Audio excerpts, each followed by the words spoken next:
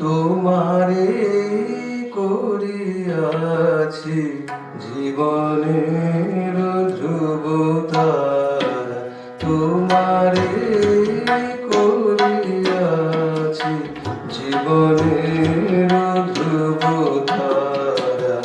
এ সমুদ্রে আর কভু হব না কো পথহারা, তোমারে করিয়াছি জীবনের ধ্রুবতারা। যেথায় আমি যাই না গো তুমি প্রকাশিত থাকো, যেথায় আমি যাই না গো তুমি প্রকাশিত থাকো। আকুল নয়ন জলে ঢালো গো কিরণ ধারা, তোমারে করিয়াছি জীবনের ধ্রুবতারা।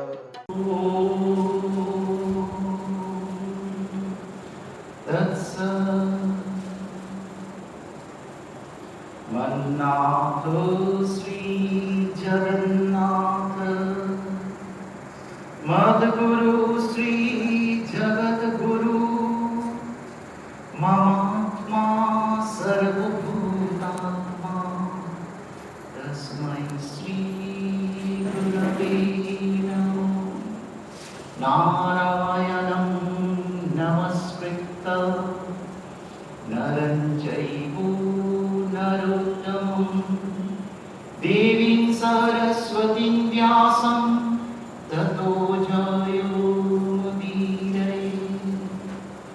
वसुदेवसुतं देवं कंसचाणूरमर्दनं देवकी परमानन्दं कृष्णं वन्दे जगद्गुरुः।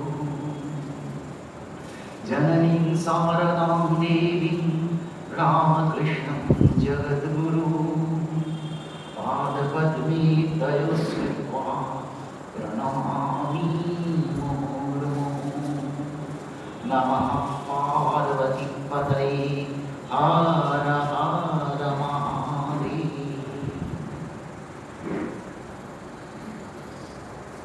এই জায়গায় আমার আজকে প্রথম আসা। এই জায়গাতে বহু জায়গায় সবসময় ঘুরে বেড়াই, তার ঘটনাচক্রে স্বামীজির সঙ্গে যোগাযোগ হয়ে গেল, নিশ্চয়ই একটা জায়গায় আসা, এবং তখন কথার পৃষ্ঠে কি বিষয় আলোচনা করবো তাৎক্ষণিকভাবে তা বললাম সনাতন ধর্ম। তা জিনিসটা শুনতে যতটা ছোট বা হয়তো কিছুই না, ততটাই জটিল।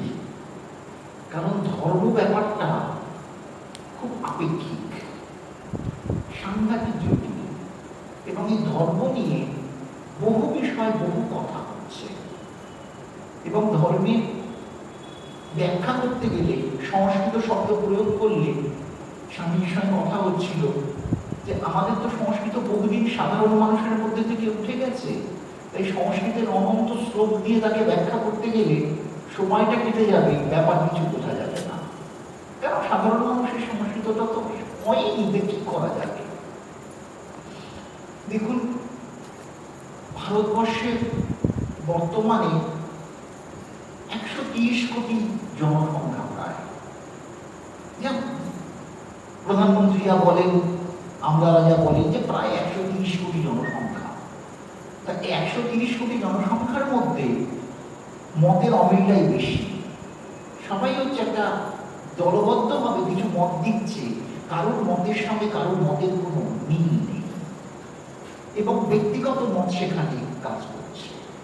যে কারণে এই ধর্মের প্রসঙ্গে যখন ভাগাভাগি হচ্ছে, তখন আমরা একটা ইংরেজি শব্দ পাচ্ছি ইজম, ISM। এখানে বলতে পারি গৌড়ীয় বৈষ্ণবিজম, আবার কার্ল মার্কসের মার্কসিজম ইত্যাদি। ইজম শব্দটা মানেই হচ্ছে এটা তার মত। এটা একটা, যেমন ডাক্তারের কাছে গেলে একজন ডাক্তার একটা প্রেসক্রিপশন দিল, আপনার মনে সেটি খুব একটা ভালো লাগলো না, তার মত অনুযায়ী প্রথম প্রেসক্রিপশন, আবার দ্বিতীয় জনের কাছে গেলে আরেকটা প্রেসক্রিপশন। দেখবে ডাক্তারদের এটা হয়, সে কখনো ওই ওষুধটা লেখে না, একেবারে অন্য ধরনের ওষুধ লেখে। তার মানে দুটোই ডাক্তারির পথ, কিন্তু দুটো পথ আলাদা। এবং একজন বলছে হয়তো অপারেশন এক্ষুনি করতে হবে, একজন বলছে না আমি ওষুধ দিচ্ছি, ওষুধটা ঠিক হয়ে যাবে। একদম বাস্তবে উদাহরণ এগুলো, ওষুধ খেয়ে হয়তো ভালো হয়ে গেলে কাটাছেড়া করতে তো আমরা ভয় পাই। তাহলে কোনটা ঠিক? এই প্রতি ব্যক্তিগত মতামত এইটা হয়ে যাচ্ছে ইজম।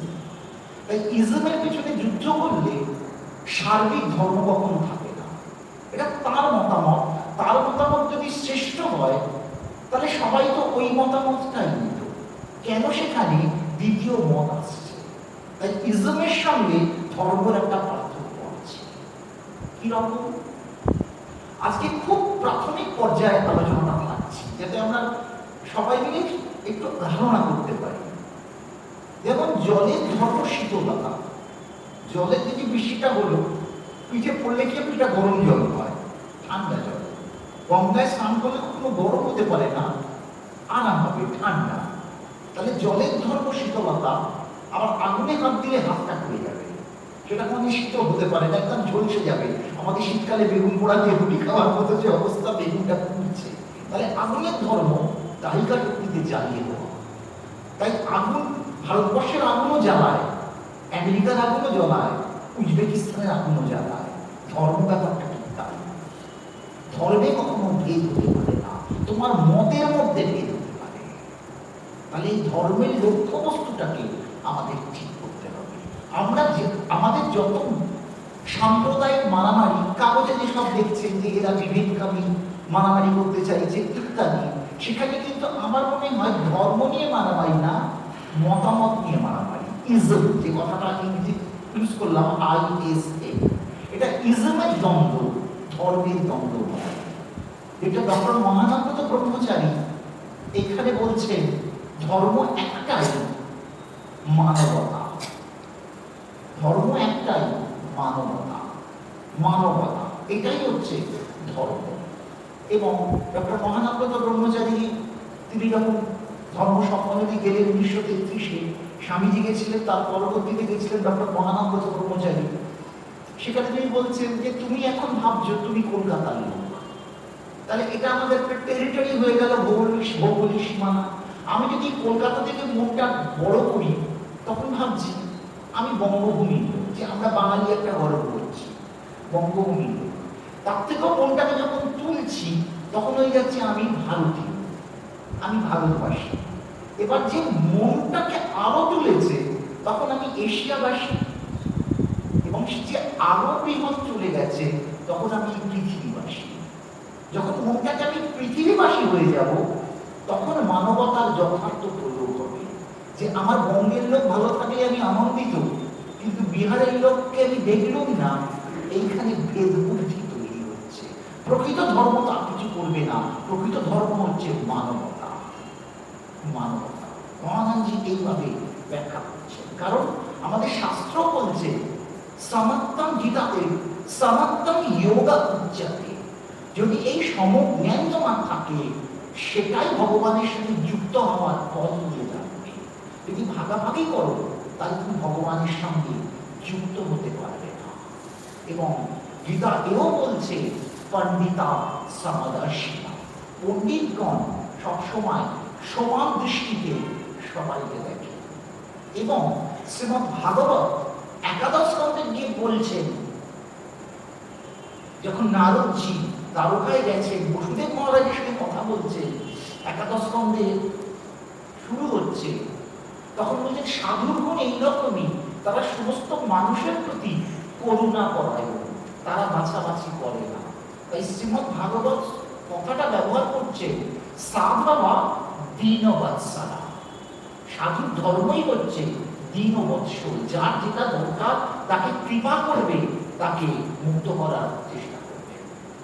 এইখানে হচ্ছে ধর্মের, দেখুন, ব্যবহারিক প্রয়োগ। যতগুলো আমরা গীতার কথা ভাবলাম, ভাগবতের কথা ভাবলাম, সবই হচ্ছে এই সমত্ব, সাম্য। এবং উপনিষদেরও ভিত্তি হচ্ছে সাম্য, সমদৃষ্টিতে থাকবে, ভেদ বুদ্ধি করবে না। এবং শ্রীমদ্ ভাগবত ভগবানের অনন্ত সৃষ্টির কথা বর্ণনা করছেন, ভগবানের লীলার কথা বর্ণনা করছেন, কিন্তু বলছেন শ্রদ্ধা, একাদশ স্কন্ধে, শ্রদ্ধা ভাগবতে শাস্ত্রে অনিন্দা অন্যত্র। শ্রদ্ধা ভাগবতে শাস্ত্রে, আমি ভেঙে ভেঙে বলছি, অনিন্দা অন্যত্র, অন্য জায়গায় নিন্দা থাকবে না। এখন 130 কোটি লোককে কখনোই এক সূত্রে আনা যাবে না। আমাদের সামান্য প্রদেশের কথা ভাবুন, আমরা ভাত ডাল পোস্ত চচ্চড়ি খেতে ভালোবাসি। যখন আপনি পাঞ্জাবে যাচ্ছেন, তারা রুটি খাচ্ছে, বাজরা খাচ্ছে, রাজস্থানে চেঞ্জ হচ্ছে, মণিপুরে এক রকম খাদ্য অভ্যাস থাকছে। তাই একই জায়গায় যে আমরা বাঁধতে পারবো এই রকম হচ্ছে না। এখন যদি সনাতন ধর্ম আমাদের বিষয়, এই সনাতন ধর্মই কিন্তু হিন্দু ধর্ম। হিন্দু বলে কোনো শব্দ সে যুগে ছিল না। এমনকি উপনিষদ যখন দেখা হচ্ছে, সেখানেও হিন্দু বলে শব্দ নেই।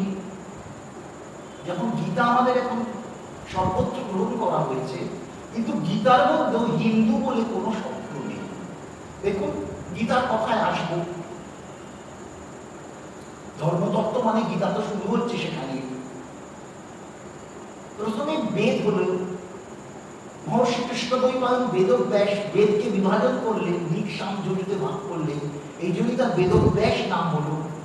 এবং তারপর বেদান্ত পেলাম, উপনিষদ পেলাম, তারপরে পুরাণের সৃষ্টি হলো, এবং মহাভারতের মধ্যে বিশ্ব পর্বে 18টি অধ্যায় নিয়ে গীতার সৃষ্টি হলো। এই যে গীতার সৃষ্টি হলো, দেখুন, তারপরে গীতার মধ্যে 5000 বছরের পার্থক্যের একটা ব্যাপার রয়েছে, যে আমরা 5000 বছর আগে গীতা। তারপরে 788-তে জগৎগুরু আদি শঙ্করাচার্য এসেছেন, সেটাও আজকে 1200 বছরের ব্যাপার হয়ে গেল।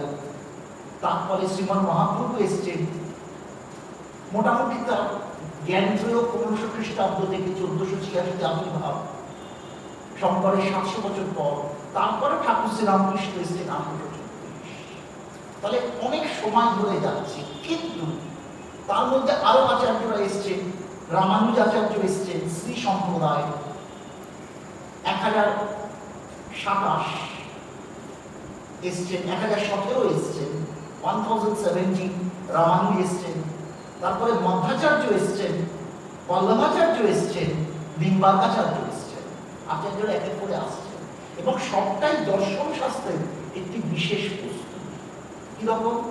জগৎগুরু আদি শঙ্করাচার্য সাধারণভাবে কথিত, তিনি অদ্বৈত বেদান্ত প্রচার করেছেন। অদ্বৈত বা তার প্রচার করা, সৃষ্টি করা না, যেটা স্বামী বিবেকানন্দ অদ্বৈত বেদান্তকে নিয়ে প্র্যাকটিক্যাল বেদান্ত, ফলিত বেদান্ত ইত্যাদি শব্দগুলো আমরা পেয়েছি।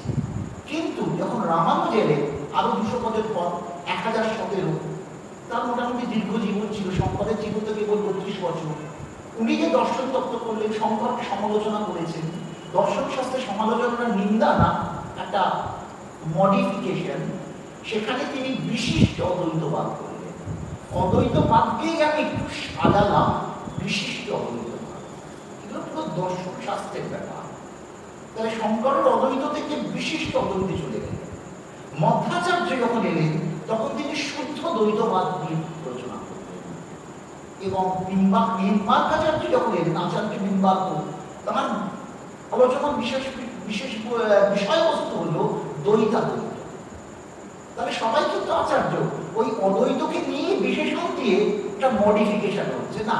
মানে সেই এখন ইন্টেরিয়ার ডেকোরেশন যেমন হয়, বিয়ে বাড়িতে সাজানো হয়, ফুলটাকে এদিক থেকে ওদিকে দিয়ে দাও, বা কেউ সাজলে তার সাজলে একটু অন্যভাবে চুলটা ঠিক করে দাও, কিন্তু ওই অরিজিনাল জিনিসকে অস্বীকার করা হয়। এবং শ্রীমৎ মহাপ্রভু যখন এলেন, তখন সবকিছু নিয়ে অচিন্ত ভেদাভেদ তত্ত্বের একটা ভিত্তি তৈরি হল। অচিন্ত ভেদাভেদ তত্ত্ব, যেটা বড়দের বিদ্যাভূষণ, সেটাকে সাজানো। যাই হোক, মানে 5টা গ্লাস সাজিয়ে দেওয়া হলো। দেখুন না, আমরা একটা বিয়ে বাড়িতে যাচ্ছি, একদম আধুনিক উদাহরণ, কেউ ফ্যান্টা দিয়েছে, কেউ কোকা-কোলা দিয়েছে, কেউ ক্যাম্পা দিয়েছে, 5টা গ্লাস সাজিয়ে দেওয়া হলো। যার যেটা ভালো লাগে সে একটা নিচ্ছে, কিন্তু নেওয়ার আসল উদ্দেশ্যটা কি? আমার তৃষ্ণাটা মিটবে। যে যেটাই খায় শেষকালের উদ্দেশ্য হচ্ছে তৃষ্ণা নিবারণ। আমাদের অধ্যাত্ম এবং ধর্ম আলোচনা করতে গেলে কেন ধর্ম আলোচনা করছি সেই জায়গাটাতে কিন্তু ভাবতে হবে। যেটা শ্রীরামকৃষ্ণ সহজ কথাই বলে দিয়েছে, ঈশ্বর দর্শন। ঠাকুরের একদম সহজ কথা, কিন্তু জিনিসটা তো এত সহজ নয়। তাই সেই জন্যই আমাদের শাস্ত্র ধর্মপথে চতুর্বর্গের কথা বলা হয়েছে, ধর্ম অর্থ কাম মোক্ষ। ধর্ম অর্থ কাম মোক্ষ, বাংলায় মোক্ষ, সংস্কৃত হয়ে গেলে মোক্ষ। তাহলে কোনটা তুমি করতে চাইছো তার উপর নির্ভর করছে তোমার ধর্ম। আমাদের যে গীতার কথা বললাম, গীতা যখন রয়েছে সব ব্যাপারেই মতভেদ আছে। শঙ্করের পর যখন মহাপ্রভু করছে, মহাপ্রভুর জীবনীটা নিয়ে লেখা হচ্ছে চৈতন্য চরিতামৃত, এটাও তো তাদের মত। সেই মতে সারা ভারতবর্ষ মেনেছে এমন তো কোনো ব্যাপার না। তারপরে ঠাকুর শ্রী রামকৃষ্ণ করেছেন, তার কথা স্বামীজি বলেছেন, সেটাই যে সমস্ত সম্প্রদায় মেনে নিয়েছে তাও না। মানে যে কোনো দর্শন তত্ত্বে হ্যাঁও আছে, নাও আছে। এখন প্রশ্ন হচ্ছে, যেটা আমরা বলে থাকি, সমস্ত ধর্মীয় আলোচনাটা হচ্ছে আধুনিক যুগে একটি ডিপার্টমেন্টাল স্টোর, মানে বহু দ্রব্য বিক্রিকারী একটি সংস্থা। এখন বিগবাজার ইত্যাদি সব বড় বড় সুপার মল তৈরি হচ্ছে। মানে আপনি গিয়ে জুতোও কিনতে পারেন, আপনি গিয়ে জামাও কিনতে পারেন, আপনি চাল ডাল তেলও কিনতে পারেন। আপনি কি চাইছেন তার উপর নির্ভর করছে। যে আরো দ্বিতীয় উদাহরণ বলা যায়, এটা হচ্ছে একটা ওষুধের দোকান, যেখানে মানে সেই জ্বরের ওষুধ থেকে, হাঁটু ব্যথার ওষুধ থেকে, পেটের রোগের ওষুধ থেকে, বড় বড় জটিল রোগ থেকে সবকিছু মেডিসিন আছে। এখন আপনার যদি পেট ব্যথা হয়, তখন নিশ্চয়ই মাথা ব্যথার ওষুধ দিয়ে কোনো লাভ নেই। তার মানে আমি কি চাইছি। তাই সম্পূর্ণ ধর্মকে মন্থন করে খুব একটা সুবিধা হবে না, কারণ ধর্ম হচ্ছে একটা গ্রন্থি সৃষ্টি করে। এই যেন এক বিস্তর জঙ্গল, তোমার ঠিক কি দরকার সেইটা করবে। যে কাঠের ব্যবসা করে সে জঙ্গলে ঢুকে কি করবে, ভালো সেগুন কাঠ কোথায় আছে সেইটা খোঁজ করার চেষ্টা করবে। আর যে খিদে পেয়েছে, ভাবছে একটু কিছু রসালো ফল হলে ভালো হয়, সে সেগুন কাঠ দিয়ে তার কোনো লাভ হবে না, তার আম গাছ প্রয়োজন, সুন্দর আম হলে পেরে সে খাবে। তাহলে এখন সেগুন ভালো না আম ভালো, এই তুলনা করা যায় না। তুমি কি চাইছো তার উপর নির্ভর করছে তুমি কোন পথে যাবে। এই ধর্মটাও পরিবর্তন হয়ে যাচ্ছে। যখন আজকে যদি সাধারণ কোনো মানুষকে বলা হয় যে আমাদের দুটি ধর্মগ্রন্থের নাম বলো, সাধারণ মানুষ মানে একেবারে সাধারণ, মানে তার বিদ্যা আছে অথবা নেই, বিত্ত আছে অথবা নেই, রূপ সৌন্দর্য আছে অথবা নেই, গ্রামের চাষাভুষো মানুষ, তাকে যদি বলে তুমি তো হিন্দু, হ্যাঁ সবাই বলবে জয় শ্রীরাম, সবাই বলে ঠিক আছে, আর জয় শ্রীরাম দেখো ভালো ছড়িয়েছে। তাহলে এই প্রসঙ্গে যদি তাকে বলে দুটি গ্রন্থ বলো, তারা কি বলবে? তারা দেখো একটা বাচ্চা ছেলে থেকে প্রথমেই বলবে রামায়ণ, কারণ রাম সীতা লঙ্কা এগুলো বাচ্চা ছেলেরা ছোট ছোট গল্প জানে, ডিটেলসে না।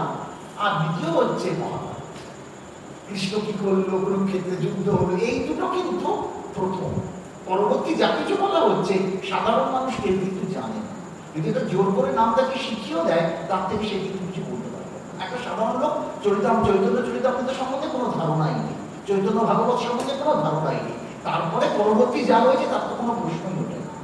সবই হচ্ছে ইজমের উপর একটা চলছে। তাই প্রাথমিক ভারতবর্ষের দৃষ্টিভঙ্গি থেকে যে আমরা ভারতীয় রামায়ণ এবং মহাভারত, এই মহাভারতের মধ্যে বিশ্বপর্বে 18টি অধ্যায় হচ্ছে গীতা।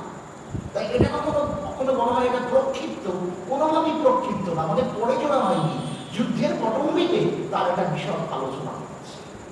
এবং কেন এই কথাটা বলছি, এই গীতাকে সবাই নিয়েছে। আজকে রামকৃষ্ণ মিশন যদি ভবতারিণীর সেবক হন, তাহলেও কিন্তু গীতা এদের প্রাণ কেন্দ্র। স্বামীজি গীতার উপর কাজ রঙ্গনাথানন্দীর অপূর্ব লেখা এবং গীতার উপর অনন্ত চর্চা হয়েছে। ভারত সেবাশ্রম ও জ্ঞান কর্মে খেলা যায় তো গীতা হচ্ছে প্রধান। শঙ্করাচার্যের ব্রাঞ্চে গীতা হচ্ছে প্রধান, কারণ অর্জুন হচ্ছে গৃহস্থ, আবার এমন গৃহস্থ আল্লাহ মাটি সৃষ্টি করতে পারে প্রথমে বিয়ে করলেন দ্রৌপদীকে, দ্বারকায় বেড়াতে গিয়ে বিয়ে হলো তার এই সুভদ্রা, জগন্নাথ সুভদ্রা বলরাম থেকে রথে হইচই, সম্পর্কে তার বিস্তৃত মামাতো ভাই বোন তারা, সে হচ্ছে সুভদ্রা। মণিপুরে বেড়াতে গিয়ে উনি চিত্রাঙ্গদাকে পছন্দ হয়ে গেল, সেখানে তার একটি বিয়ে হলো। তারপর নাগরাজ কন্যা উলুপিকে গিয়ে বিয়ে করলেন। এখন যদি কেউ করে তার কি অবস্থা হবে বলুন তো? কিন্তু তিনি বিশ্বরূপ দর্শন করছেন, এই জানা দরকার। যার এই পরিকাঠামো, বিশ্বরূপ কিন্তু ভগবান তাকেই দেখাচ্ছে। তাই সবই হচ্ছে গৌণ। শ্রীমান মহাপ্রভুর কথায় চৈতন্য চরিতামৃতের মধ্যবিল অষ্টম পরিচ্ছেদে রায় রামানন্দ সংবাদ যখন বলছেন কোনটা সাধ্য সাধন তত্ত্বের শ্রেষ্ঠত্ব, রামানন্দ বলতে শুরু করছেন, মহাপ্রভু অস্বীকার করছেন না, কিন্তু বলছেন এগিয়ে যাও। প্রভু কহে ইহ হয় আগে কহ হয়, প্রভু কহে ইহ উত্তম আগে কহ হয়, প্রভু কহে ইহ বাঞ্ছ আগে কহ হয়। এইগুলোকে নিয়ে জড়িয়ে থেকো না, তোমাকে এমন একটা জায়গায় যেতে হবে যেটা গীতাতে ভগবান নিয়ে যাচ্ছেন, সেখানে কেউ পৌঁছতে পারে না, কিন্তু তুমি আমার অত্যন্ত প্রিয়, সেই জন্য তোমার তুমি সেই জায়গায় নিয়ে যাচ্ছে। তিনি তো অন্য কাউকে এত কথা বলছে না, তিনি অর্জুনকেই বলছেন। তাহলে ভগবান শুধু আছেন না, ধর্মতত্ত্বের মধ্যে ঈশ্বর কিন্তু আছেন না, তার শরণাগতিতে গেলে তিনি তাকে বিপদমুক্ত করার জন্য কর্ম করেন, সেইটা হচ্ছে গীতা। দেখুন ভগবান কেন তাকে বলছেন, তিনি তো না বললেও পারতেন। যদি কড়া শাসন হয়, অর্জুনকে থাপ্পড় মেরে বলতে পারতেন তোমাকে যুদ্ধ করতেই হবে, তা কিন্তু বললেন না। যুদ্ধক্ষেত্রে যখন একবার দুপক্ষ সংক্ষুব্ধি হয়ে গেছে, তখন তারপর থেকে আজকালকার ভাষায় ছেলেরা এখন রকে যে ভাষা বলে জ্ঞান দিচ্ছে, জ্ঞান কাউকে দিতে পারবে, কেউ শুনবে না। যুদ্ধ সংক্ষুব্ধি হয়ে গেছে, বিশ্ব শঙ্খ বাজিয়ে দিয়েছে, বিশ্ব শঙ্খ বাজিয়ে দিয়ে বিশ্ব হচ্ছে পূর্বপক্ষের সেনাপতি। তাহলে এইখান থেকে পাণ্ডব পক্ষের সেনাপতি হচ্ছে ধৃষ্টদ্যুম্ন, তার সংক্ষুব্ধি হওয়া উচিত ছিল। শঙ্খ প্রথম বাজাবেন কে? পাণ্ডব পক্ষে কৃষ্ণ। পাঞ্চজন্য মহাশঙ্খ শ্রীকৃষ্ণের ঘরে, পাঁচজনের জন্য তিনি জানিয়ে দিলেন। ও তো ড্রাইভার, কৃষ্ণের অবস্থান কি রথের, রথের সারথি মানে কি? গাড়ি থেকে গেলে ড্রাইভারকে বলেন ওই গাড়িটা ওখানে ঢুকিয়ে রেখে এসো, ঠিক তাই। কিন্তু তিনি প্রথম সংকল্পনি করছেন, জানিয়ে দিচ্ছেন আমার শরণাগত যারা তাদের আমি অভিভাবক, তাই আমি সেটা সংকল্পনিতে জানালাম। কেন বলছেন? আল্লাহ কিন্তু আছেন, আল্লাহ ভক্তের জন্য আসেন কিনা ইসলাম বলতে পারেনি। গড আছেন, কিন্তু গড আসেন কিনা বলা যায়নি। জিসাসকে সান অফ গড বলা হয়েছে। কিন্তু ভগবান যে শুধু আছেন তা না, তিনি দরকার পড়লে আসেন এবং ভক্তকে ঠিক পথে চালিত করেন। তার উদাহরণ হচ্ছে গীতা। এবং সেই জন্য ভগবান বললেন, কেন বলছি? দেখুন দশম অধ্যায়ের মধ্যে প্রথমেই বলছেন, ভূয়ো এব মহাবাহু শ্রীণু মে পরমং বচঃ যত্তেহং প্রিয়মানায় বক্ষ্যামি হিতকং ময়া। হে মহাবাহু শক্তিশালী অর্জুন, তুমি আমার কথা শোনো। দশম অধ্যায় গিয়ে বলছেন, আগেগুলো কি শোনা হয়নি? অমনোযোগী হয়ে যায় মানুষ, পরিসভায় মানুষ ঘুমোয়, সন্ধ্যেবেলা কাজ না থাকলে পরিসভায় গিয়ে ঘুমোয়। তা সুতরাং অমনোযোগী হয়ে যেও না, আমি যে মহান কথা বলছি শোনো। কেন বলছি? যত্তেহং প্রিয়মানায়, তুমি আমার অত্যন্ত প্রিয়, তাই বক্ষ্যামি, আই অ্যাম টেলিং ইউ। কেন? হিতকং ময়া, তোমার ভালোর জন্য আমি বলছি।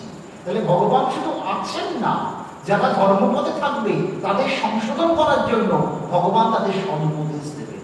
এই সদুপদেশই ভিত্তি হচ্ছে ধর্মগ্রন্থ। এখানে গ্রন্থ ভগবান কথা বলছেন। আর ধর্ম কি? গীতা শুরু হচ্ছে, যারা গীতা আপাতত চর্চা সব জায়গাতেই হয়, গীতার প্রথম শুরু হচ্ছে ধৃতরাষ্ট্র জিজ্ঞেস করছেন, ধর্মক্ষেত্রে কুরুক্ষেত্রে সমবেতায়ুৎসবা মামকা পাণ্ডবশ্চৈব কিমা কুর্বত সঞ্জয়। ধর্মক্ষেত্রে কুরুক্ষেত্রে, ধর্ম প্রথম শব্দ ধর্ম। এই ধর্ম শুরু হচ্ছে গীতার মধ্যে পেয়ে যাব।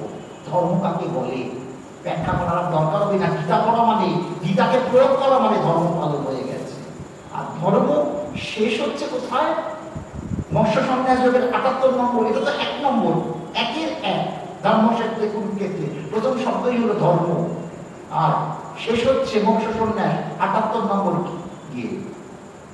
যখন শ্লোক শেষ হয় 18 শেষ করছি তখন 3 বার করে পাঠ করা হয় যোগ্য আহুতি দেওয়ার জন্য। যখন আমাদের গীতা যজ্ঞ করতে হয় তখন শেষটা 3 বার ধরে আবৃত্তি হয়। यत्र योगेश्वर कृष्ण यत्र पार्थो धनुर्धरा तत्र श्रीविजय भूति ধ্রুবাণীতি মাতির মামা।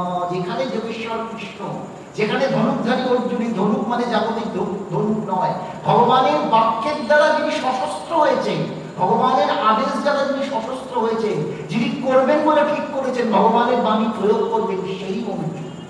তাহলে যেখানে ভগবান যোগেশ্বর শ্রীকৃষ্ণ রয়েছে, যেখানে সেই ভগবানের বাক্যে শক্তি পেয়ে অর্জুন রয়েছে, সেখানে যত শ্রী আছে, যত বিভূতি রয়েছে, ধ্রুবার নীতি মাতির মম, এটাই আমার বিশ্বাস করে জানবে। মম মানে আমার। তাহলে শেষ শব্দ মম, প্রথম শব্দ শুরু হয়েছিল ধর্ম। তাহলে আমার ধর্ম কি? ধর্ম মম। শুরুতে ধর্ম, শেষেতে মম। মম ধর্ম মানে আমার ধর্ম। এই ধর্ম হচ্ছে শ্রীমদ্ ভগবদ গীতা। তাই গীতার জন্য কাউকে চলে যেতে হবে না, কাউকে সবকিছু ত্যাগ করতে হবে না, গ্রহণ এবং বর্জন থাকবে। মানসিক, এই মানসিক ভাবে ভগবানের আত্মসমর্পণই হবে জীবের ধর্ম। এই ধর্মতে যেতে গেলে আমাদের কিছু, যেমন গাছ করতে গেলে ভূমিটাকে দরকার, তেমনি প্রকৃত ধর্ম হতে থাকতে গেলে ভূমি দরকার। দেখুন এই যে ধর্মের কথা বলছি, এই যে গীতার প্রসঙ্গ বলা হচ্ছে, আপনারা গীতা আলোচনা করেন, গীতার মধ্যে কোথাও দেখেছেন সকালবেলা উঠে শাখালু কাটতে হবে, বাতাসা দিতে হবে, গঙ্গা জল ছেটাতে হবে, কেউ ছুঁয়ে দিলে চান করতে হবে, ইত্যাদি ইত্যাদি ইত্যাদি ইত্যাদি, এত মালা তিলক করতে হবে, আমাকে একটা সাজগোজ করে না ঘুরলে আমি করতে পারবো না। গীতার মধ্যেই সবকিছু রয়েছে। ওটাই কিন্তু ধর্ম মম, কিচ্ছু এসব নেই। ধর্ম হচ্ছে সম্পূর্ণ একটা মানসিকতা, সম্পূর্ণ আধ্যাত্মিকতা। আর বাকি যেটা হয়েছে সেটা হচ্ছে ইজ্জত। তোমার মনে হয়েছে তুমি ওটা করো, তার মতো দল একটা তৈরি হয়েছে। প্রকৃত ধর্ম, মানবতার ধর্ম, সেটা সার্বিকভাবে সর্বত্র প্রযোজ্য। এটা কখনো আঞ্চলিক হতে পারে না। যে কারণে জল যেখানেই যাবে শীতল, অগ্নি যেখানেই যাবে উত্তপ্ত, তাকে কখনো জায়গা বুঝে ভাগ করা যায় না। এই ধর্ম পথে থাকতে গেলে মনুসংহিতা, আমাদের প্রথমে মনুসংহিতা রয়েছে, তাতে অনেক কথা বলা হয়েছে। মনু মহারাজও ধর্মের লক্ষণ বিচার করছেন, তাতে অনেক গুণ রয়েছে। এই সেই গুণের বিচারগুলোর জন্যই ভগবান বিশ্বরূপ দর্শন হয়ে গেলেও দৈবাসুর সম্পদ বিভাজ্য বলেছেন। কোনটা দৈবিক গুণ, কোনটা আসুরিক গুণ। আমরা অসুর মানে টিভিতে দেখি বেশ বড় বড় কানে সেই লোহার দুল পড়বে, মাথায় শিং থাকবে, মোটা গোপ থাকবে, এটা ছেলেবেলা, ছেলে খেলার একটা অংশ। সবটাই মানসিক। আমাদের মধ্যেই দৈবিক গুণ রয়েছে, আমাদের মধ্যে আসুরিক গুণ রয়েছে। তাহলে এইটার থেকে, আসুরিক গুণ থেকে দৈবিক গুণে যেতে হবে। আসুরিক প্রবৃত্তি নাশ করে আগে মানব সত্তা এসো, মানবত্ব থেকে দেবত্বে যাও, দেবত্ব থেকে অমৃতত্বে যাও। এই উত্তরণ হচ্ছে ধর্ম। মনু মহারাজের কথা বললাম, একটা শ্লোক চিন্তা করছি। অহিংসা, সত্যম, আস্তেয়ম, শৌচম, সংযম এব যা পাঁচটা। এতৎ সামাসিকম প্রত্যম ধর্মস্য পঞ্চলক্ষণ। পুনরাবৃত্তির প্রয়োজন। অহিংসা 1, সত্যম 2, আস্তেয়ম 3, শৌচম 4, সংযম 5 হয়ে গেল। এতৎ সামাসিকম প্রত্যম ধর্মস্য পঞ্চলক্ষণ। তুমি যদি ধর্মপথে থাকতে চাও, এই 5টা গুণ যেন তোমার মধ্যে থাকে। এই 5টা গুণের প্রকাশ হলে তখন তুমি বুঝতে পারবে তুমি ধর্মপথে রয়েছো। অহিংসা, বারবার বলা হচ্ছে অহিংসা পরম ধর্ম, তার উপর হিংসা করো না। অহিংসা তিন ভাবে হয়: কায়িক, বাচিক, মানসিক। একেবারে দুম করে ছাগলটা কাটলাম, এটা একটা নিশ্চয়ই, বা কাউকে খুন করলাম, একটা হিংসার ব্যাপার থেকে যাচ্ছে। সেদিন আমি প্রদীপদার ওখানে ছিলাম, পাঠচক্রের ওখানে। ওনারা তো 7:30 পর্যন্ত কথামৃত পাঠ করে, তারপর আমার 7:30 থেকে আমার থাকে, যেদিন থাকে। তো উনি পাঠ করছেন, যিনি পাঠ করেন, আমার তো শুনতেও খুব ভালো লাগে। কথা বলতে গেলে আগে শুনতে হয়। শ্রাবণম কীর্তনম বিষ্ণু, আগে শ্রবণ করো, পরে কীর্তন করবে। তা বলছেন, ঠাকুর বলছেন যে পরমান্ন দিয়ে ভোগ দেয় সেটা হচ্ছে সাত্ত্বিক সেবা, যে বহু ব্যঞ্জন দিয়ে করে সেটা হচ্ছে রাজসিক সেবা, আর যে ছাগলি দিয়ে করে সেটা হচ্ছে তামসিক সেবা। ঠাকুর কিন্তু এটা স্বীকার করছেন। এবং যখন দক্ষিণেশ্বরে বলি হতো, ঠাকুর থাকতেন না, ঠাকুর পঞ্চবটিতে চলে যেতেন। এবং স্বামীজি বেলুড়মঠের পুজোর সময় ছাগলির কথা আলোচনা করাতে শ্রীমা জানেন বারণ করেছিলেন যে না, প্রাণ দেওয়া যায় না, যখন প্রাণ দেওয়া যায় না, শ্রীমা করতে দেয়নি, আজও হয় না। তাহলে এই প্রশ্ন হচ্ছে কি, এই অহিংসা যে তুমি করো না, একটা কায়িক হিংসা আর একটা হচ্ছে বাচিক হিংসা। এই কিছু না হোক অধস্তন কর্মচারীকে তার উপর মহলের স্টেটাসে যে আছে খুব খারাপ ব্যবহার করে, তাকে সবসময় একটা স্ট্যাটিস্টিক প্রেশার দিতে চায়, তাকে মারছে ধরছে না, কিন্তু অকথ্য অপমান সবসময় করে যায়। তার উপায় থাকলে সে চাকরি ছেড়ে চলে যেত, কিন্তু মানুষ তো জীবিকা ত্যাগ করে বাঁচতে পারে না, কোথা থেকে পাবে বলুন? নো অপশন এন্ড অল্টারনেটিভ, সোজা কথা। তাই সেটাকে মেনে নিয়ে চলতে হয়। এটা কিন্তু বাচিক হিংসা। আর এর একটা হচ্ছে, আমি কিছুই যখন করতে পারি না, মনে মনে সর্বদা হিংসা করছি। এটা দুর্যোধন পাণ্ডবদের হাতে করে গলা কাটতে কোনোদিনই সত্যি যায়নি, বিষ প্রয়োগ করেছে ছোটবেলায়, কিন্তু হাতে করে যাই, তার ভয়ও আছে, উল্টো খেয়ে যাওয়া সামলাতে পারবে না। এই মনে মনে সর্বক্ষণ হিংসা করছে যাতে মরুক জ্বলুক শেষ হয়ে যায়। এটাও কিন্তু মানসিক হিংসা।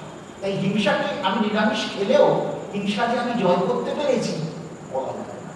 আর গাছের যখন ফুল হয়, ফুল থেকে যখন ফল হয়, সেই বীজ থেকে আবার গাছ হয়, তাহলে জগদীশ বস্তু বলেছিলেন উদ্ভিদের প্রাণ আছে, সেই প্রাণও তো সেই হত্যায় হয়ে যাচ্ছে। তাই মহাভারত খুব গ্রহণযোগ্য। জীবন ধারণ করতে গেলে হিংসা বাদ দেওয়া যায়, কিন্তু অহিংসা তাকে বলে অপ্রয়োজনে যখন তুমি হিংসা করবে তাকে বলা হয় জনিতা। প্রয়োজনে তোমার একটি ছানা খেলে তার মধ্যে ব্যাকটেরিয়া থাকে, সেই ব্যাকটেরিয়া থেকে দুধ থেকে চানা হয়, তাহলে ছানাটা করাই যাবে না। আজকে গরুর দুধকে বিজ্ঞান বলছে না, ওটাও একটা আমিষের মধ্যে পড়ে, ওটাকে নিরামিষ ধরার কোনো কারণ নেই। কম্পোনেন্ট ওই সায়েন্টিফিক অ্যানালিসিস তাকে বলছে এই অবস্থা। এবং আমেরিকার বহু সাইটে দেখাচ্ছে গরু মানে বাছুরকে সম্পূর্ণ বঞ্চিত করে সেই দুধকে করে ইন্ডাস্ট্রি তৈরি হচ্ছে। তাহলে বঞ্চিত করে যদি করা হয় তাহলে সেটাও কিন্তু মারাত্মক হিংসা হয়ে যাচ্ছে। সেটা দেখাচ্ছে, আমার পুত্র দেখায়, সে দেখা যায় না। এবং গাভীর বদলে যদি বলদ হয় তাকে সরিয়ে দিচ্ছে এবং স্টকারিং হাউসে তো খুবই পাঠিয়ে দিচ্ছে। শুধু গরুকে রাখছে কেন? দুধটা পাবো বলে, মানুষের স্বার্থের সম্পর্ক। কথায় আছে না, যে গরু বেশি দুধ দেয় তার লাথি সহ্য করা যায়। এই কথা আমার মুখ্যমন্ত্রী একদিন বলে ফেললেন। কে গরু আর কে কাকে লাথি মারছে কে জানে, দুটোগুলোতে একদিন দিতে বলে ফেললে, সেই নিয়ে চতুর্দিকে হাসি রোদ শুরু হয়ে গেল। উনি কি লাঠি কাটছে না, কোনো ভোট দিচ্ছে বলে একদের লাঠি কেটে যাচ্ছে, বলা তো মুশকিল। এই হচ্ছে গরুর প্রসঙ্গ। তা হিংসা সবাইকে কাজ করে যাচ্ছে, অহিংসা। সত্যম, তুমি সত্য পথে থাকো। ভাগবতের ধ্যান মন্ত্রই হচ্ছে সত্যম পরমাধীময়ী, আমি পরম সত্যকে ধ্যান করি। শুরুতেও সত্যম পরমাধীময়ী, শেষ করছেন যখন নৈমিষারণ্যে যে শেষ হচ্ছে তখনও সেই সত্যম পরমাধীময়ী। আমরা সত্য ব্যতিক্রমে যে পথে চলবো সেটা কিন্তু ধর্মের পথ নয়। অহিংসা সত্য। তারপরেই প্রশ্ন হচ্ছে আস্তেয়। আস্তেয় মানে হচ্ছে চুরি করবে না, পরের দ্রব্য নেবে না, চৌর্যবৃত্তি বন্ধ করো। আমাদের তো চৌর্যবৃত্তিটাই এখন, যদি কাঠমানি নিয়ে এত মারামারি হয়, যদি সেটা হয়ে থাকে, যদি হয়ে থাকে, সেটাই আজকে কৌরব পক্ষ হস্তিনাপুর দখল করে ইন্দ্রপ্রস্থ ভাগাভাগি হয়ে গেল, সেটাকে একটা ছলাকলা করে একটা নকল পাশা খেলা দিয়ে নিয়ে নিল এবং অজ্ঞাতবা শেষ হওয়ার পরও ফেরত দিচ্ছে না। এটা কি চুরি নয়? আস্তে চুরি করতে পারবে না। আর গীতা আরো পরিষ্কার বলছে, সমস্ত ভগবানের ঐশ্বর্যবান হয়ে তুমি এই জগৎ সংসার চালাচ্ছ, তুমি যদি ভগবানকে কিছু ফেরত না দাও তাহলে তুমিও চোর। লোকে চুরি করতে হবে না, ভগবানের ঐশ্বর্য সম্ভোগ করার পরও তুমি ভোগ করছো একা, কাউকে দিচ্ছ না, তুমিও চোর। কারণ সর্বজীবের মধ্যেই আমি আছি। মানুষের সেবা করা মানে আমাকে করা। ভাগবত ধর্ম একাদশ স্কন্ধ 2য় অধ্যায়তে বলছে যে কেবল বিগ্রহ সেবা করে সে অধম ভক্ত।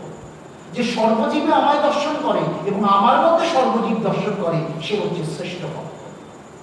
উত্তম, মধ্যম, অধম ভাগবত ব্যাখ্যা করছে। সেই পাঠ কোথাও হয় না, এই জায়গাতে কেউ যেতে চায় না। ওই বৃন্দাবনের ছানাচুরিতে বড্ড ভালো লাগে শুনতে, কিন্তু ধর্ম প্রসঙ্গ ভাগবত ধর্ম বলে একাদশ স্কন্ধ শুরু হচ্ছে, তার বিষয় আলোচনা। তাই চুরি করা, এই চুরি যার মানসিকতা রয়েছে সে কোনোদিন ধর্ম করে থাকতে পারে না। অহিংসা, সত্যম, আস্তেয়ম, শৌচম, পবিত্রতা। তাহলে চান করি বারবার, খুব পবিত্র থাকবো। জিসাস বলছেন তার শিষ্যদের, দেখো তোমরা পারস্যের সুগন্ধি মানতে পারো, কিন্তু যখন পরম পিতার কাছে যাবে তখন এই সুগন্ধি দিয়ে পবিত্রতা পাবে না। তোমার হৃদয় নির্মল না হলে তার কাছে তুমি বুঝতে পাবে না। তাই তুলসীদাস বলছেন নির্মল মন জানা সো মাহি পাওয়া, নির্মল মন জানা সো মাহি পাওয়া। যা নির্মল মন সেই আমাকে পাবে, সেটাই হচ্ছে শৌচ। এবং সংযম এবাচা, তোমার ইন্দ্রিয়ের সংযম থাকবে। পাণ্ডব আর কৌরবের মধ্যে তফাৎটা কোথায়? আমাদের পঞ্চ কর্মেন্দ্রিয় এবং পঞ্চ জ্ঞানেন্দ্রিয়, 10টি ইন্দ্রিয় কাজ করছে এবং আমাদের 10টি দিক রয়েছে। 1, 2, 3, 4, 4টে কর্নার, 8 ওপর নিচে। যেটা চণ্ডীতে বলা হয় এবং দশ দিশো রাখছে চামুণ্ডা সবমানা। যখন দুর্গাপুজোর সময় আমাদের মাকে আহ্বান করে কবচ রক্ষা করতে হয়, তখন আমার 10 দিকে চামুণ্ডা তুমি রক্ষা করো। এই 10 দিকে যখন আমার 10টা ইন্দ্রিয় যাচ্ছে অনিত্য বস্তুর দিকে, তখন তারা হয়ে যাচ্ছে কৌরব। এই কৌরব ছুটছে, তাদের সংযম নেই। আর পঞ্চপাণ্ডবের গুণ কি? তারা 10 ইন্দ্রিয় সংযত করে কৃষ্ণ চরণে অর্পণ করেছে। এই হচ্ছে সংযম। এটা মহাপ্রভুর ভাষাতে গোবিন্দ পাদার্পিত চিত্তবৃত্তি। তুমি পরম পুরুষের চরণে মনটাকে লগ্ন করো। শঙ্করাচার্য অদ্বৈত বেদান্ত নিয়ে কোনো সময় আলোচনা করা যাবে। অদ্বৈত বেদান্তের অনেক নিন্দে করেছেন পরবর্তী আচার্যগণ। ব্রহ্মের সঙ্গে কখনো এক হতে পারি না, তাহলে ভক্তি কোথায়?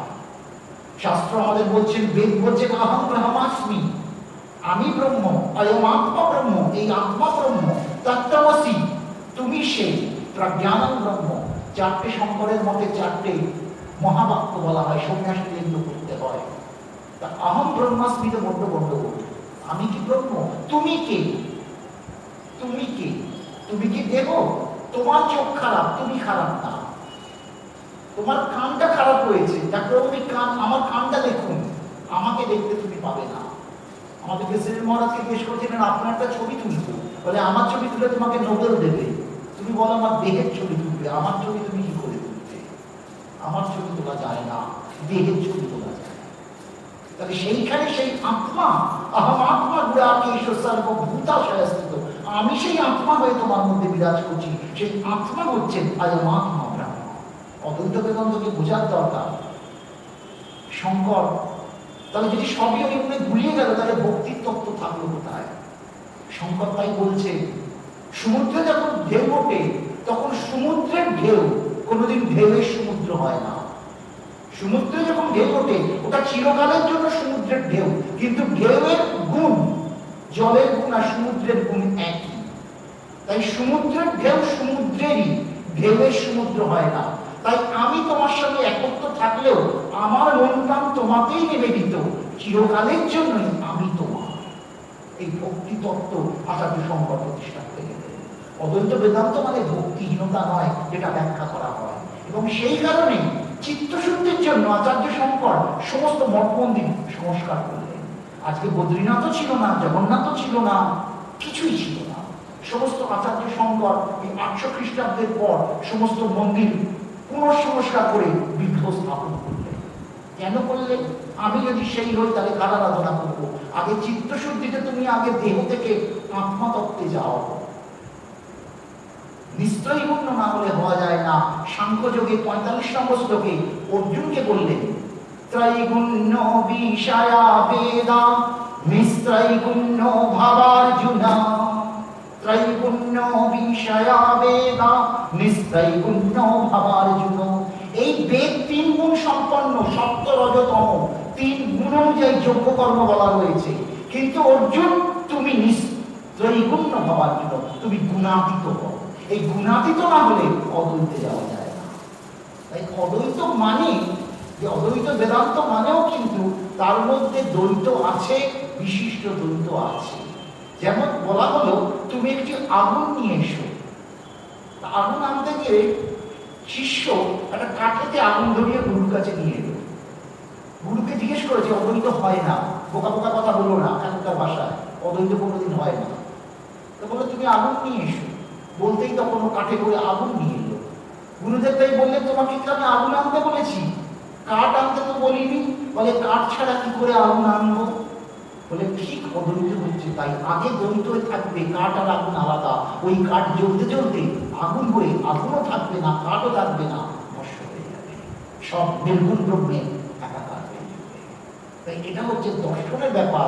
নিশ্চয়ই ফার্স্ট জেনারেশন লার্নিংকে গ্রামে গিয়ে এটা শেখানো যায় না। আমিও গ্রামে গঞ্জে অনেক ঘুরি, ঠাকুরের কাছে, ঠাকুর একদিন গেছেন ঘুরতে, শ্রীরামকৃষ্ণের কথা বলছি। এক বৈষ্ণব গোস্বামী এসছেন, তিনি বেশ পড়াশোনা করেন, অদ্বৈত পড়েছেন। পরে ঠাকুরের কাছে এসে ঠাকুরকে পরীক্ষা করার জন্য ওইসব মানুষকে অদ্বৈত বেদান্ত শোনাচ্ছেন। ঠাকুর বলেছে তুমি এই কি করছো? তোমাকে এখানে অদ্বৈত বেদান্ত ব্যাখ্যা করার অধিকার কে দিল? সব জায়গায় অদ্বৈত বেদান্ত নয়। যেমন স্থানকাল পাত্রের ব্যাপার আছে, সেই পক্ষ যদি সেই রকম জায়গায় থাকে তাই হবে।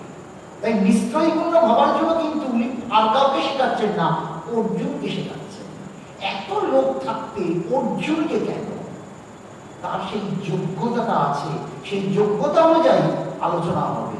মানে ডাক্তারের কাছে ওষুধ দিতে গেলে যেমন হয় যে তার পালস বিট দেখে ডাক্তার ওষুধ দেয়, যে কোনো ওষুধ যে কাউকে দেওয়া যায় না। ওনার এটা সহ্য হবে না, বার্তা ওনার ক্ষেত্রে এটা হবে, এটাকে রাখো। তাই ধর্ম বলতে যে কেন এগুলো বলছি, ধর্মের বিভিন্ন দিকের আলোচনা, সবার জন্য এক ধর্ম হতে পারে না। ধর্ম, অর্থ, কাম, মোক্ষ এই জায়গাতে ভাব থেকে যাচ্ছে। এবং শ্রীমদ্ ভগবত গীতার জ্ঞান বিজ্ঞান যুগের মধ্যে 7ম অধ্যায় ভগবান বলছে চতুর্বিধা ভজতে মাম, আমাকে 4 ধরনের ভক্ত আমার আরাধনা করে। স্বীকৃতি তাদের, স্বীকৃতি জনা, তাদের স্বীকৃতি আছে। একজন বিপদে পড়ে ডাকে আত্ম, একজন অর্থার্থী, পরে কাজে লাগবে তাই আমায় হাতে রাখে। এবং বড় লোককে লোক প্রশাসন করে, মন্ত্রীগণ তাদের সব ভাব রাখতে হয়, পুলিশদের সঙ্গে ভাব রাখতে হয়, দরকার পড়লে ফোন করলে সে হেল্প করবে। অর্থার্থী, পরে কাজে লাগবে, অর্থার্থী। জিজ্ঞাসা, জানতে চায় ব্যাপারটা কি, জিজ্ঞাসা। আর জ্ঞানী, দেখে বলা হচ্ছে প্রেমময় ভক্ত। এই প্রেমময় ভক্তের কাছে যে কথা বলা যায় সেটা অন্যের কাছে বলা যায় না। আজকে তখন তো নরেন যখন চাকরি পাচ্ছেন না, ঠাকুর এক সময় বলেছেন আপনারা সব জানেন আমাদের শুধু ফুলগুলোর গন্ধ শোনা, কোনো কিছু তৈরি করছি না, যে মার কাছে দিচ্ছি। আর জানেন নরেন বারবার যাচ্ছেন এবং বারবার গিয়ে ফেলিও চাইতে পারছেন না। শেষকালে যখন কি চাইলেন, গিয়ে জ্ঞান, বৈরাগ্য, বিবেক, ভক্তি সঙ্গে চলে গেলেন। একটা চাকরি চাইতে পারলেন না। কিন্তু কালীঘাটে দেখুন তারাপীঠে লোক যাচ্ছে, খালি মা দাও দাও দাও দাও, দাওয়ের কোনো শেষ নেই, আর পাওয়ার পরে কোনো শান্তি নেই। তাকে কি অদ্বৈত বেদান্ত শেখাবেন? কোথায় শেখাবেন? না মহাপ্রভু গোবিন্দ পদার্থ চিত্তবৃত্তি শেখাবেন? কিচ্ছু শেখানো যায় না। সেই জন্য আচার্য শঙ্কর কেদারের মন্দিরে লীন হবে।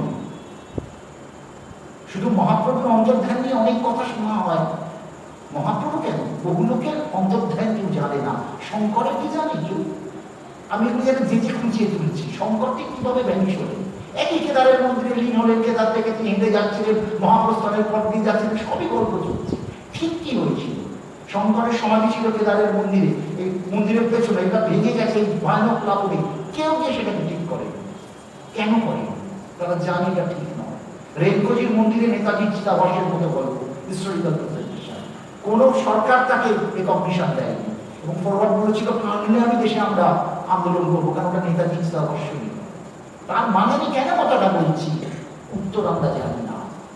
কিন্তু শঙ্কর ওই সময় করলেন, আমি ধর্ম না, অর্থ না, কাম না, মোক্ষ না, কিছুই প্রার্থনা নেই, আমি সেই চিদানন্দ রূপ শিব, পরম মঙ্গলময় সত্তা। সেই সত্তা হচ্ছে আহম ব্রহ্মাস্মি। না ধর্ম না অর্থ না কাম না মোক্ষ, না ধর্ম না অর্থ না কাম না মোক্ষ, চিদানন্দ রূপ শিবোহম শিবোহম, চিদানন্দ রূপ শিবোহম শিবোহম। এটা কাউকে শেখানো যাবে? এটা কাউকে শেখানো যাবে? সে বলতে পারবে অন্তর থেকে আমার ধর্ম অর্থ কাম কিছুই চাই না, আমি পরম পুরুষের সঙ্গে লীন হয়ে তাঁর সত্তায় বিরাজ করছি। সর্বস্ব ত্যাগ দরকার, ওই যে গুণগুলো দরকার, এই গুণগুলো না হলে ওই ইজম ফলো করে কোনোদিনই সেখানে যাওয়া যায় না। আর সবাই বলছেন আমি হচ্ছি শ্রেষ্ঠ, অন্যটা হচ্ছে খারাপ। আর ভাগবত ঠিক কন্ট্রাডিক্ট করছেন, বিরোধ করছেন, আনিন্দা আনিন্দা, কারো নিন্দে করতে পারবে না। সেই পরম পুরুষে যেভাবে হোক মনটা যদি লাগাতে পারো, সেটাই হবে তোমার জীবনে যথার্থ ধর্ম পাবে। কিন্তু সেই ধর্ম কি করে করবো? মহাভারতে যখন থাকছি তখন অর্জুনের কাছে ক্ষত্রিয় ধর্ম বলো না অহিংসা পরম ধর্ম সেই ধর্ম বলো?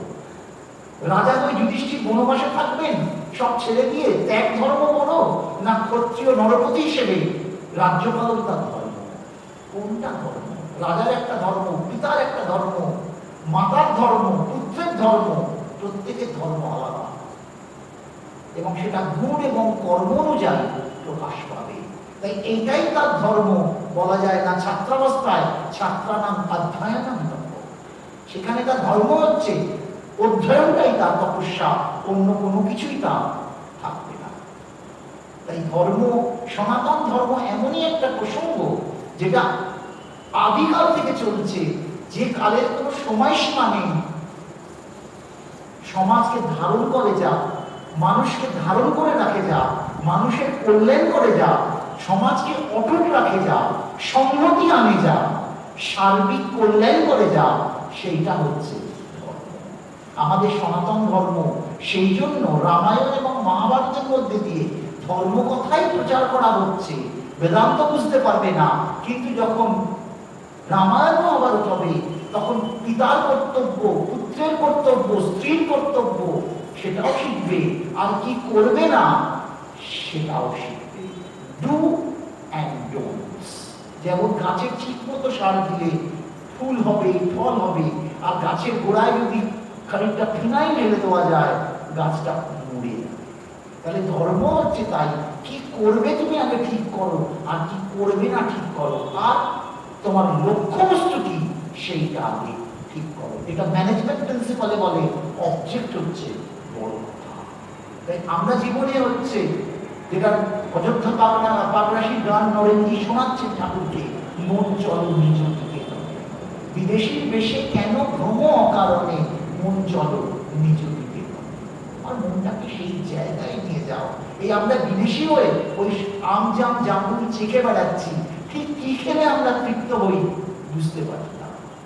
সনাতন গোস্বামী, শ্রীমন কতক্ষণ সনাতন গোস্বামী হননি, মহাপ্রভুকে জিজ্ঞেস করছেন, আমরা সবসময় বলি এটা আমরা ভালোর জন্য করছি, এটা করলে ভালো হবে। বাবা মা ছেলেদের উপর অনেক অত্যাচার করে, বলে এটা করলে তোর ভালো হবে। সত্যি কি ভালো হয়? একটা বাচ্চাকে জোর করে কিছু করানো হচ্ছে, তোকে সায়েন্স পড়তেই হবে, তোকে এটা করতেই হবে। তারপরে দেখুন কৃত্তিকা সুইসাইড করছে, আইআইটি থেকে ছেলেটা 20 বছর বয়স সুইসাইড করেছে, ডাক্তার সুইসাইড করছে, সর্বোচ্চ শিক্ষাতে গিয়েও তারা থাকতে পারছে না। তাহলে যখন চান্স পেয়েছে কত ভালো লেগেছে, যখন উল্টো খবরটা এসছে তখন কি ভালো হয়েছে? মহাপ্রভুকে তাই জিজ্ঞেস করছেন, কে আমি কেন মরে যারে তাপত্রয়, নাহি জানি মোর কিসের হিত হয়। আমাদের আদিভৌতিক এবং আধ্যাত্মিক তাপ সবসময় জর্জরিত করছে আমাদের। আমরা ভালো হওয়ার চেষ্টা করছি, এতে ভালো হবে, কিন্তু ভালোর বদলে আরো খারাপ হচ্ছে। তাই নাহি জানি মোর কিসে হিত হয়, ঠিক ভালো কিসে হয় জানি না। মহাপ্রভু ভগবত সত্তাকে ধরতে বলছেন, ঠাকুর শ্রীরামকৃষ্ণ এখন বলছেন খুঁটি ধরে কাজ কর, এক হাত খুঁটিতে ধরে রাখবি আর এক হাতে কাজ করবি, কাজ শেষ হলে তখন দু হাতে খুঁটিতে ধরে দিবি, কিন্তু খুঁটি ছেড়ে চলে গেলে আর ফিরতে পারবি না, জঙ্গলে হারিয়ে দিতে হবে। কেন মহাপ্রভু তাই বলছেন? তখন তো মুসলমান শাসনে সমাজ একেবারে লন্ডভন্ড, হুসেন শাহ জমানা, তখন নবাব, বাংলার নবাব হুসেন শাহ। সমাজকে বাঁধতে হবে, তাহলে দলে দলে মুসলমান হয়ে যাচ্ছে। তাদের একটা সংঘবদ্ধ করলেন গৌরসুন্দর এবং নিতাই ছাড়া। তাদের সামাজিক অবদান সাংঘাতিক এবং ধর্মের প্রসঙ্গ দিয়ে এক করা। তাই মহাপ্রভু ঘোষণা করলেন জীবের স্বরূপ হয় নিত্য কৃষ্ণ দাস। এই দেহতত্ত্ব যখন থাকবে, ভগবানের সেবাটা তুমি চিন্তা করো। জীবের স্বরূপ হয় নিত্য কৃষ্ণ দাস। কেন জীবের দুঃখ? কৃষ্ণ ভুলিয়া জীব অনাদি বহির্মুখ, অতএব মায়া তারে দেয় সংসার। কৃষ্ণ ভুলিয়া জীব অনাদি বহির্মুখ, অতএব মায়া তারে দেয় সংসার। ওই শ্রীরামকৃষ্ণের কথা, ওই খুঁটি, তুমি খুঁটিটা ছেড়ে দু হাতে সব কাজ করছো, খুঁটিকে ভুলে গেছো। তাই কৃষ্ণকে যেমন ভুলেছ, তেমনি মায়াও হচ্ছে অনাদি। জীব মানেই মায়া থাকবে। এই মায়া থেকে অতিক্রম করতে গেলে ভগবানের পাদপদ্ম আশ্রয় করতে হয়। অন্তর থেকে গোবিন্দ পাদার্পিত চিত্তবৃত্তি। এই ভুলে গেছে বলে অতএব মায়া তারে দেয় সংসার। এই আমাদের দুঃখের কারণে হচ্ছে ভগবৎ চরণে মনটাকে দিতে পারেনি। আজকে ভগবৎ চরণ মানে কি? মহাপ্রভু বললেন উত্তম হইয়া বৈষ্ণব হবে নিরভিমান, করব জীবের সম্মান জানি কৃষ্ণ অধিষ্ঠান। সর্বজীবের তিনি বিরাজ করছেন। রামদাস বাবা নিতাই বলছেন পাঠ বাড়িতে, জীবকে আঘাত করো না, আমার নিতাই চাঁদের বুকে লাগবে। কারণ আমরা সবসময় নিতাই চাঁদ দিয়ে দেখে একই তত্ত্ব। নিত্যানন্দ মানে নিত্য আনন্দে যিনি রাখেন। পরমেশ্বর হচ্ছেন নিত্য। এই পরমেশ্বর চরণে মনকে যে আনন্দ দান করতে পারেন, তিনি হচ্ছেন নিত্যানন্দ। তার নাম নিতাই মানে আই মানে মা, যিনি নিত্য মায়ের মতো কাজ করছেন। যেমন ছেলে বদমাইশি করলে মা তাকে ঠিক করে, জানাটুকটা খাবি না, হাতটা ধুয়ে খা, হাতে ময়লা লেগে আছে, পরিষ্কার করান। তাই নিতাই নিত্য আয়ের কাজ করছে। আই মানে মা, যে জীব তুমি এইভাবে ভগবৎ চরণে থাকো, তবেই তুমি পরম শান্তি কল্যাণের স্থান পাবে এবং সময় তুমি ভগবানের চরণ পাবে। তাই গীতাতেও ভগবান তাই বলছেন যে সার বস্তু তমেব শরণং গচ্ছ, তমেব শরণং গচ্ছ সর্বভাবেন ভারত, তৎপ্রসাদাৎ পরাং শান্তি স্থানং প্রাপ্স্যসি শাশ্বতম। তমেব শরণং গচ্ছ, তুমি তার শরণাগতিতে যাও। ওই সেই খুঁটিটা ধরে থেকো, শরণাগতিতে থেকো। সর্বভাবেন ভারত, অর্জুনের এক নাম ভারত, তার 10টা নাম রয়েছে, একটা নাম হচ্ছে ভারত। সর্বভাবেন ভারত তৎপ্রসাদাৎ পরাং শান্তি, তার প্রসন্নতা। প্রসাদ মানে আমাদের দানাদার লুচি বেগুনি, আমাদের কি মারামারি, শুধু খেয়ে পায় না, আবার কৌটো নিয়ে যায়। এখানে আবার খিচুড়ি, চারটে লুচি, ছানার তরকারি ঢুকিয়ে নিয়ে যায়, রাত্রিটা হয়ে যাবে বলে। প্রসাদের অনেক দাম, প্রসন্নতার কোনো দাম নেই, লুচির খুব দাম। তৎপ্রসাদাৎ পরাং শান্তি স্থানং প্রাপ্স্যসি শাশ্বতম, এবং দেহ যখন চলে যাবে ভগবানের সেই অক্ষয় ধাম তুমি পাবে। সেই ধাম কোথায়? নরেন্দ্র গাইছেন নাহি সূর্য নাহি চন্দ্র নাহি শশাঙ্ক সুন্দর। কঠোপনিষদ তাকে বর্ণনা করছেন এবং গীতাতেও ভগবান বলছেন সূর্য সেখানে আলোকিত করতে পারে না, চন্দ্র সেখানে জ্যোৎস্না দিতে পারে না, অগ্নি সেখানে প্রজ্বলিত হতে পারে না। যেখানে গেলে আর কেউ ফিরে আসে না, সেটাই আমার পরম ধাম। সেইখানেই তুমি পৌঁছে যাবে যদি এইভাবে চলো। ধর্মের পরিপূর্ণতা সেইখানে গিয়ে হবে। তুমি ভালো আমি খারাপ, আমি ভালো তুমি খারাপ, এটা ধর্মের পরিপূর্ণতাও নয়, ধ্বংসাত্মক। না তদ্ভাসয়তি সূর্য না শশাঙ্কো না পাবক, যদ্গত্বা না নিবর্তন্তে তদ্ধামো পরম মম। প্রখর ময়দানে যখন সূর্য ফেটে পড়ছে, দুপুর দুটো, লম্পট দরকার হয়, টর্চ লাইটের দরকার হয়, ব্যাটারির দরকার হয়, জ্যোতি জ্যোতি জগৎপতির আলোকে উদ্ভাসিত হয় ভগবানের সেই ধাম। তাই কোনো কিছু সেখানে কাজ নেই, সেইখানে যে যেতে পারে তাকে আর ফিরে আসতে হয় না। এই যাওয়ার পথই হচ্ছে তমেব শরণং গচ্ছ সর্বভাবেন ভারত, সেটাই হচ্ছে ধর্মের শেষ। জয় রাধে, জয় রাধে, জয় রাধে।